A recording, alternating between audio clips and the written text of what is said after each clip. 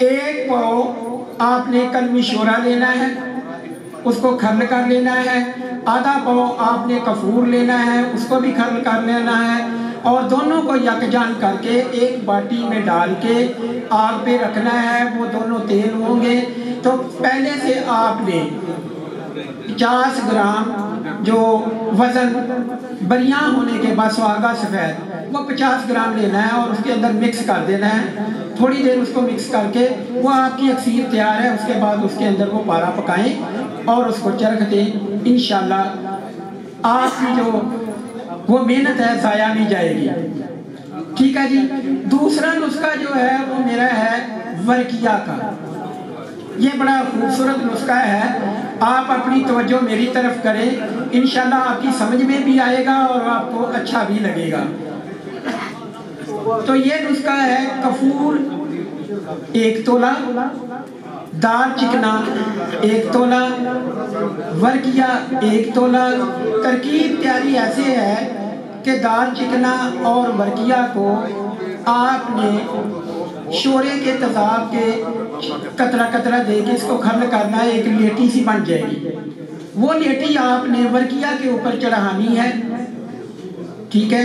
اس کے بعد اس کو آپ نے کٹھالی میں بند کر کے کال آ گئی، وہ بھی بہت ضروری تھی، تو نسخے کا تسلسل ٹوٹ گیا تو میں دوبارہ آپ کو ریپیٹ کرتا ہوں۔ 1 تولہ کفور اور 1 تولہ دار چکنا، ٹھیک ہے جی۔ اس کی جو لیٹی بنانی ہے وہ تذاب شورا کی مدد سے بنانی ہے، اتنا زیادہ بھی نہیں ڈال دینا کہ وہ خشکی نہ ہو اور اتنا کم بھی نہ کہ وہ لیٹی نہ بنے، بس اتنا ہی اس کے اندر قطرے قطرے ڈالنے ہیں کہ جس سے وہ لیٹی بن جائے۔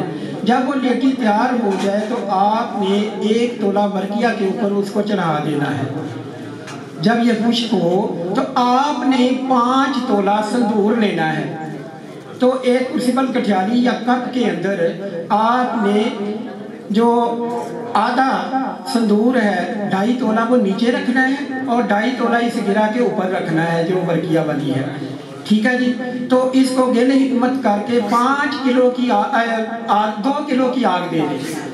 2 کلو کی آگ کے بعد یہ جب ٹھنڈا ہوگا تو آپ ورقیہ کو کھولیں گے تو وہ ایسی ورقیہ تیار ہوگی۔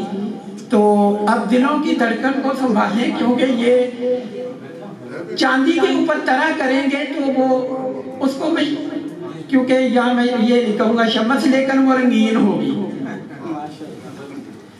اور جیسی رنگینیاں آپ مانگتے ہیں ویسی ہوگی۔ بہت آسان نسخہ ہے۔ اگر پھر بھی کسی کو شک ہے، اس وقت کسی کے پاس چاندی موجود ہے، بٹھی جو تیار ہے، نسخہ میرے پاس تیار ہے، ابھی یہاں چرخ دیتے ہیں، مزہ لے لیتے ہیں۔ جی آپ دوستوں کا بہت شکریہ، اللہ حافظ۔